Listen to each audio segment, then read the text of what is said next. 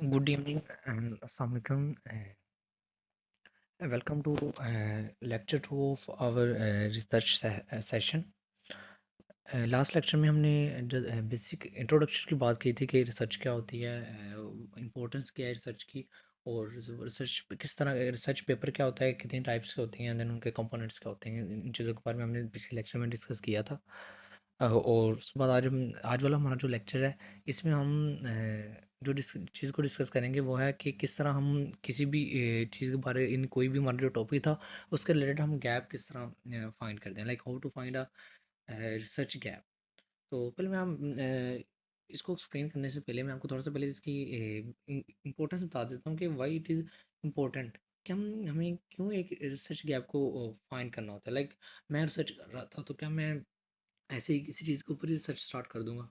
तो ऐसा नहीं होता। हमें जब जब भी हमने किसी चीज़ के ऊपर रिसर्च करनी होती है, तो सबसे पहले हमने ये देखना होता है कि पहले हमें हमारा एक ऑब्जेक्टिव ये भी होना चाहिए कि मैं ये रिसर्च क्यों कर रहा हूँ। क्या क्या कोई ऑलरेडी इसके बारे में पहले किसी भी बंदे ने, किसी भी साइंटिस्ट ने क्या इसके बारे में रिसर्च नहीं की हुई? या तो ऑलरेडी रिसर्च हुई हुई है, तो मैंने उसके अंदर कोई गैप है जिसको गैप को फिल करना है, या फिर मैंने कोई एक नया मेथड डेवलप करना है। तो ये हमारा ऑब्जेक्टिव मेन होना चाहिए सबसे पहले। तो इन यही इसकी इंपॉर्टेंस है कि हम क्या करते हैं, हमने इंश्योर करना होता है कि हमारा जो रिसर्च पेपर है वो जो है वो रेपिटेशन में नहीं आ रहा। अगर तो वो ऑलरेडी एग्जिस्टर्स जो स्टडी थी, उसी उसी के अंदर जो डाटा दिया हुआ था, उसी को ही हम रिपीट करके हम पब्लिश कर रहे हैं, तो वो एक वेस्टेज ऑफ द टाइम है और यूजलेस आर्टिकल है। ठीक है। तो हमने क्या करना होता है, हम सबसे पहले देखेंगे कि क्या वो किसी किसी ऑलरेडी एग्जिस्टेड जो हमारा स्टडी थी उसकी रेपुटेशन तो नहीं। एंड देन फिर हम बात करेंगे कि हमारा जो भी रिसर्च पेपर होना चाहिए वो कोई मीनिंगफुल होना चाहिए। मीनिंगफुल मीन कि हम कोई ऐसा रिसर्च गैप ढूंढेंगे in the already published data, already published articles, कि क्या कोई ऐसा पॉइंट है कि जहाँ पे रिसर्च की ज़रूरत है। और हम कोई ऐसा मीनिंगफुल पॉइंट या फिर यूज़फुल देखेंगे कि जो हमारे इस साइंटिफिक लिटरेचर के अंदर कोई एक नई चीज़, कोई एक नया मेथड ऐड कर रहा हो, या कोई एक नई टेक्निक हो, या मेथड कोई हम मेथड डेवलप कर रहे हैं, तो वो एक नई कंट्रीब्यूशन हो रही है हमारी इन द साइंटिफिक नॉलेज। तो ये हमारा एम होना चाहिए कि हमारा रिसर्च आर्टिकल जो है वो मीनिंगफुल होना चाहिए। और इसके अलावा जो नेक्स्ट हमारे पास जो पॉइंट आ जाता है regarding the importance of finding the research gap, तो वो हमारे पास आ जाता है कि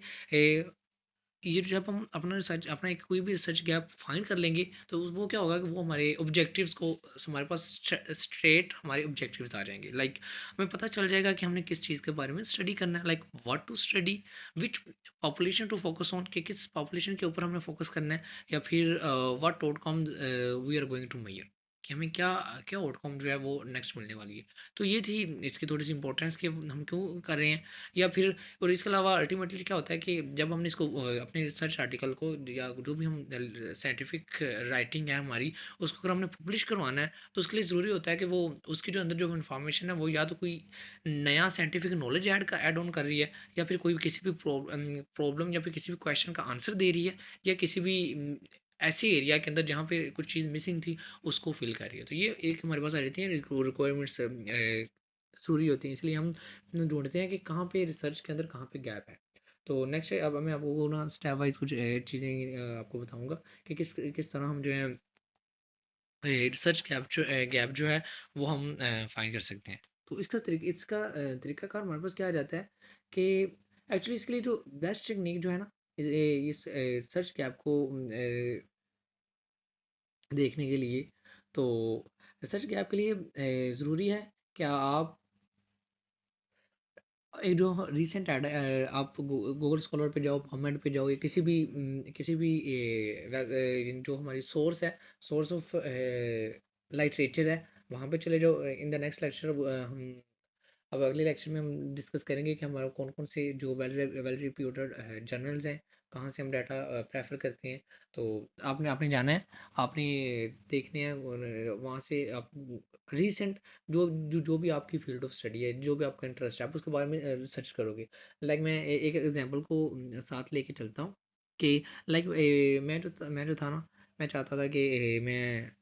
डायबिटीज़ के ऊपर रिसर्च करूँ। डायबिटीज़ के रिलेटेड किसी भी चीज़ के बारे में। तो मैंने क्या करना होता है, सबसे पहले मैंने एक ब्रॉडर टॉपिक सेलेक्ट करना होता है, ठीक है? तो सबसे पहले आप क्या करोगे, आप उसके रिलेटेड जाओगे गूगल स्कॉलर के ऊपर, और वहाँ पे उसके रेलिवेंट जो होंगे आर्टिकल्स होंगे उनको देखोगे, उनको पढ़ोगे, आप उनके नोट्स बनाओ। जब आप उनके नोट्स बनाओगे ना, लाइक आप जब कोई भी आर्टिकल पढ़ रहे होते हैं ना, अगर आप उसकी कंक्लूजन में देखते हो ना, तो कंक्लूजन के अंदर ना लाजमी कोई इस तरह की लाइन मेंशन होती है, like however limited data exists on something, या फिर देखा होगा कि further studies are needed in, या इसके अलावा और भी इस तरह के कोई भी इनका पॉइंट लिखा हो सकता है, कि जहाँ से वो हमें वो खुद जो रिसर्चर था वो हमें खुद गाइड कर रहा होगा कि ये जो पॉइंट है ना, ये वाला पॉइंट यहाँ पे जो है ना रिसर्च रिक्वायर्ड है, या वो मेंशन कर देता है कंक्लूजन में कि more research is needed on this. मैंने इतना तक काम कर लिया, लेकिन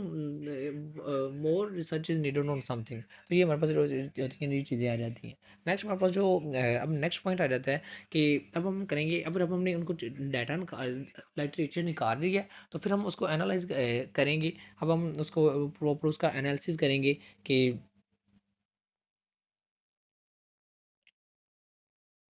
चलिए मैं जो आपको इसकी ना एक एग्जांपल के साथ आपको बता देता हूँ, चलिए ताकि पॉइंट वाइज आपको जो इनकी एग्जांपल्स के साथ आपको ना इनकी समझ आती रहे। लाइक मैंने मैंने देखना चाह रहा था कि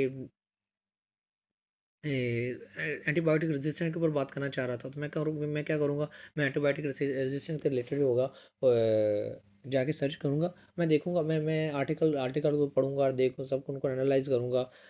तो इन द एंड में क्या करूँगा कि एनालाइज और रेपिटेशन के अंदर वापस क्या रहेगा कि मैंने उसका एनालाइज किया कि क्या कहीं पे एंटीबायोटिक रेजिस्टेंस के अंदर कहाँ पे रेपिटेशन आ रहा है, कि एक ही चीज़ को ऑलरेडी पब्लिश किया हुआ है। तो मैं पहले उसको देखूंगा, देन मैं फिर उसके बाद क्या करूँगा कि सॉरी फॉर द डिस्टर्बेंस, मैं क्या करूँगा कि मैं अपने उस आर्टिकल को एनालाइज करने के बाद देखूंगा कि क्या कहीं कहाँ पे जो चीज़ें हैं वो रिपीट हो रही है, लाइक बार कौन सी चीज़ है जो रिपीट हो रही है, एंड देन कौन सी चीज़ है जहाँ पे कुछ मिसिंग है। लाइक मैं एक लेट्स सपोज एक एग्जांपल ले लेता हूँ कि मैं जो था मैं एंटीबायोटिक मिस यूज़ के ऊपर लिख रहा था, मैं उसके ऊपर लिखना चाह रहा था, मैंने देखा कि एंटीबायोटिक का मिसयूज़ हॉस्पिटल के अंदर उसका जो मिसयूज़ हो रहा है उसके ऊपर काफ़ी ज़्यादा आर्टिकल्स पड़े हुए हैं। लेकिन क्या प्रॉब्लम क्या आ रही है कि जो but the few on the antibiotic misuse in the community, कि उसका कम्युनिटी फार्मेसी के ऊपर मिसयूज़, उसके बारे में इतना ज़्यादा डाटा जो है पब्लिश नहीं है, या फिर उसका use misuse in the house holds वो मेंशन नहीं है। तो मैं अपना वो वाला टॉपिक सेलेक्ट कर लूँगा। ये मुझे एक इस तरह का रिसर्च गैप मिल जाता है भाई, अगर मैं एनालाइज कर रहा हूँ किसी भी डाटा को, ठीक है। और नेक्स्ट हमारे हमारे पास पॉइंट आ जाता है कि check the population are the setting gap. फिर हम देखेंगे कि हमने देखा कि वो वही जो हमारी जो रेजिस्टेंस वाली अगर हम एग्जांपल ले लेते हैं कि एंटीबायोटिक रेजिस्टेंस के रिलेटेड हमने हमने अगर देखा, हमने सिर्फ हॉस्पिटल के अंदर पेशेंट्स के अंदर देखा, सिर्फ हॉस्पिटल के पेशेंट के अंदर हमने हमने ये अपनी जो पेशेंट जो हॉस्पिटल आए नहीं, उन्होंने रिपोर्ट नहीं किया, घर बैठे उन्होंने एंटीबायोटिक खा ली, वहाँ पर रेजिस्टेंस डेवलप हो रही है, तो उसके बारे में अगर डाटा नहीं पब्लिश, तो मैं उसकी तरफ जाऊँगा कि पॉपुलेशन बेस, या मैं स्पेसिफिक कर देता हूँ कि मैं बच्चों के अंदर एंटीबायोटिक रेजिस्टेंस को के बारे में रिसर्च करूँगा, या मैं अडल्ट के अंदर, या फिर मैं एल्डरी जो पेशेंट्स हैं उनको उनके अंदर जो एंटीबायोटिक रेजिस्टेंस आ रही है उसके बारे में स्टडी करूँगा। तो ये आ जाता है हमारे पास कि हम कोई पॉपुलेशन स्पेसिफिक कर लेते हैं, या हम कोई सेटिंग या कोई लोकेशन बेस्ड जो लाइक एरिया बेस्ड ऑलरेडी कहीं पे स्टडी हुई थी, लाइक लाहौर के अंदर एक स्टडी हुई, लेकिन मुल्तान के अंदर नहीं हुई, या कराची में नहीं हुई, या मैं कह देता हूँ कि लाइक किसी भी स्पेसिफिक कोई एक गाँव है वहाँ पे ये एंटीबायोटिक का मिस यूज़ हो रहा है, तो मैं इस तरह स्पेसिफाई कर देता हूँ, कर सकता हूँ on the basis of the location या सेटिंग। और नेक्स्ट लास्ट मेरे पास जो पॉइंट आ जाता है कि हम देखेंगे कि गैप्स देखेंगे, लाइक कोई इस तरह का क्या कोई स्टडी में गैप आ रहा है, लाइक स्टडी एक चीज़ कवर कर रही हो लेकिन वो दूसरी चीज़ को है उसको इस तरह हम कवर नहीं कर रही। तो उसके लिए हम क्या करते हैं कि लाइक मैं एक एग्जांपल ले लेता हूँ कि मेरा एक स्टडी थी, उसके अंदर जस्ट पहले ऑलरेडी क्या हुआ था कि एक like if the existing studies में बी क्वेश्चन ईयर ओनली, कि वहाँ से वो एक क्वेश्चन ईयर बनाया उन्होंने, क्वेश्चन ईयर बना कर उन्होंने एक सर्वे कंडक्ट किया, एंड सिर्फ इतना से उन्होंने काम कर लिया। तो अब क्या है, अब ये इट्स मेक सेंस कि मैं क्या करूँगा, अब मैं उसको प्रैक्टिकली देख सकता हूँ, मैं उनका उसका उन्होंने जस्ट एक रीड राइट डाउन या वर्बली किसी बंदे से पूछ लिया कि आपको किसी ड्रग इफेक्ट का किसी ड्रग का साइड इफेक्ट तो नहीं आ रहा, तो आ रहा है तो उसके बारे में उन्होंने डिटेल राइट डाउन कर ली, लेकिन उन्होंने कोई भी क्लिनिकल या प्रैक्टिकल वर्क नहीं किया। तो मैं क्या कर सकता हूँ, मैं उसी फील्ड के रिलेटेड, मैं उसके रिलेटेड क्लिनिकल या प्रैक्टिकल जो वर्क है वो परफॉर्म कर लूँ। लाइक मैं प्रैक्टिकली देखूँ कि एनिमल्स के ऊपर मैं एक एनिमल सैंपल लूँ एंड देन उसके ऊपर मैं ड्रग के एडवर्स इफेक्ट ऑब्जर्व करूँ। तो ये हमारे पास ऑप्शन आ जाता है कि हम किस तरह हम एक मेथोडोलॉजिकल गैप जो होता है वो हम कवर कर सकते हैं। तो ये था हमारा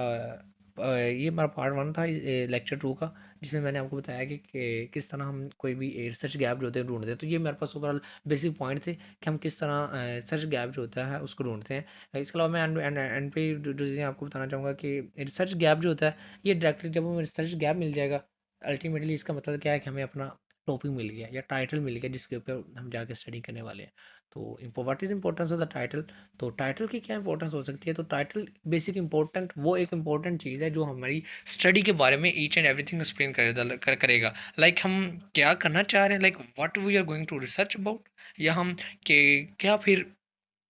की वेरिएबल्स हैं जिनके बारे में हम स्टडी करना चाह रहे हैं, या किस पॉपुलेशन के ऊपर हम सर्च करना चाह रहे हैं, तो या फिर किस लोकेशन के ऊपर। तो ये सारी चीज़ें जो होती हैं, ये हमारा जो होता है टाइटल ये बता देता है। इसके अलावा टाइटल